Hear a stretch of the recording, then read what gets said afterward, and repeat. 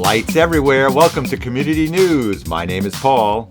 My name is Sasha. Hello there, Sasha. How are you today?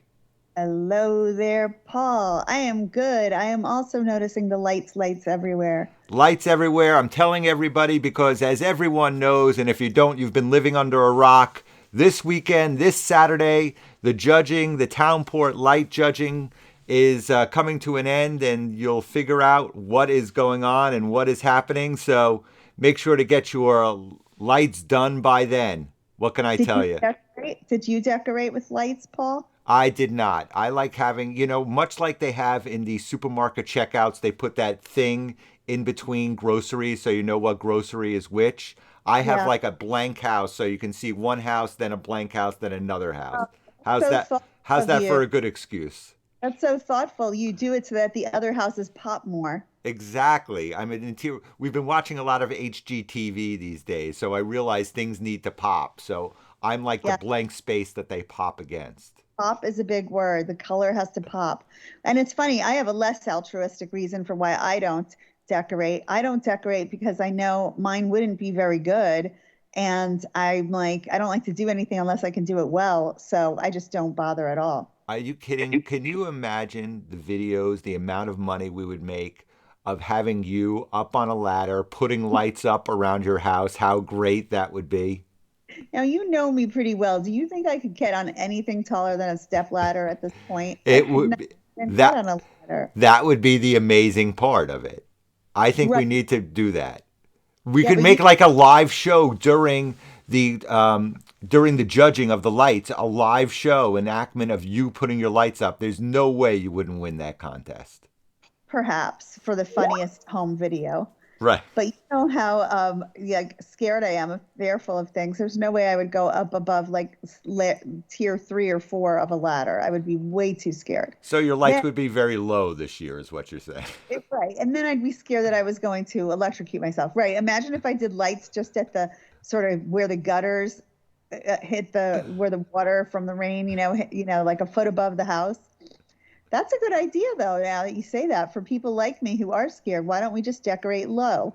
I'm Like, surprised you would even get that high as the gutters. I figured they would be maybe at my shoulder length or something like that. well, I mean the gutters that all the way down, not the top Oh, of oh, the okay. where the spout lets the water out, like on the I, bottom, like about a foot above the ground.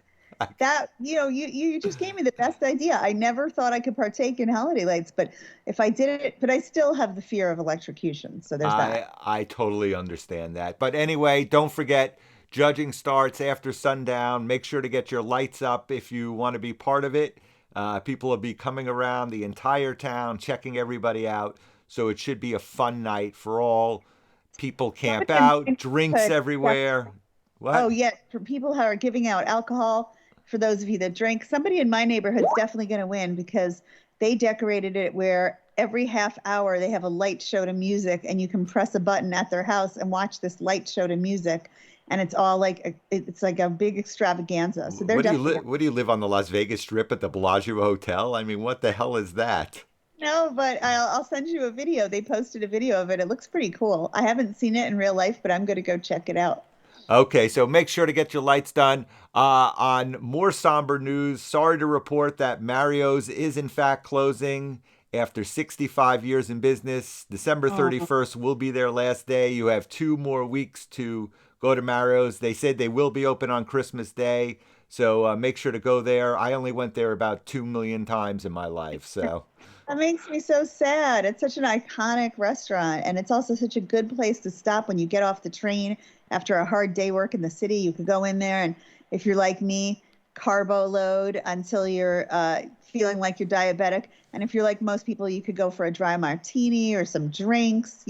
Right. It's sad, an icon and yet another icon leaving town. But after 65 years, it is gone. Make sure to go in there, say goodbye to everybody. I'm not sure if they're reopening somewhere else or what's going on. All I know is that they are closing. I wonder what'll go in there. They have some of the best Italian food in town. You I'm know what I'm going to do? Oh, sorry. Go No, ahead. go ahead. What do you think? What were you going to say? I'm going to go in there at least 4 times in the next 2 weeks, so twice a week. Get all my favorite dishes, linguine with clam sauce one of the nights, But I also want to ask them if it's pronounced Mario or Mario, because I'm not really sure. And all these years, I alternate between both. So basically, at their ending, you're finally going to find out what their name is. Is that what you're telling me? Yes, I never thought to ask before because I thought they might, I don't know, be insulted or something. So I'm going to ask them, do you prefer Mario or Mario? You know what? You'll have to report back to us on next episode to let us know what it is. I definitely will. Anyway, this last story I wasn't sure I was going to share, especially with scofflaws like you, but I guess I will.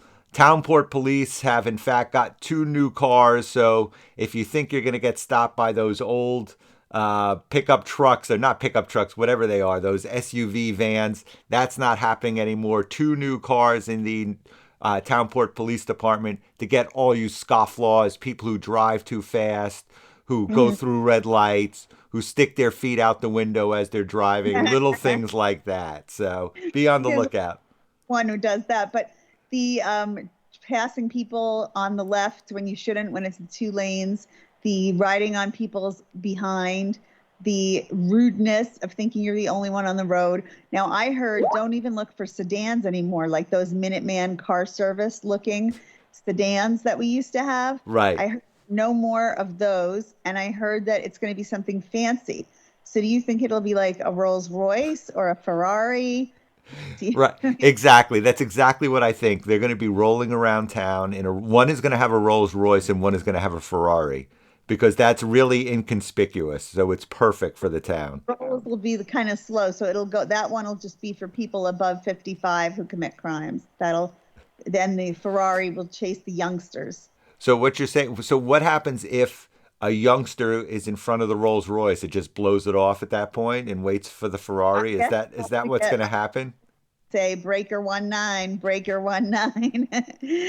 Ferrari, fellow Townport police car in the 6 square miles of this town. Get over here. Here's the license plate. So breaker 19. So basically, we're taking a time machine back to the late 70s when everybody was on a CB radio, as we've spoken about before. Our favorite thing ever. All I remember is that everything was breaker 19, breaker 19. Like no other numbers in play, just breaker 19 for some reason. Right, and so even though they'll have brand new cars, they'll still have to refer to each other on the CB radio as breaker 19, and they'll have nicknames for each other also, and that's how they'll communicate. Right. Well, Townport's a very historical town, so we got to keep the old even while we bring in the new. Now, I'm wondering if maybe the cars will be so fancy that they'll be that newfangled McLaren. Right, exactly. What the police needs are $500,000 cars rolling down the street looking for people for the amount of crime that goes on in town. So I don't think they can never be, in too safe of a car. Our true. Well, I'm sorry. Are those cars safer? Is that why they cost so much more? No, they go fast and they weigh nothing, and you have to go to chiropractor after you get in and out of those cars. That's what it is. I don't think I've even seen one in real life. If I have, I didn't recognize it as a McLaren. Right. We'll need a McLaren for all the true crime that goes on here. Basically, stealing a pack of gum from the 7-Eleven. So that's what they need.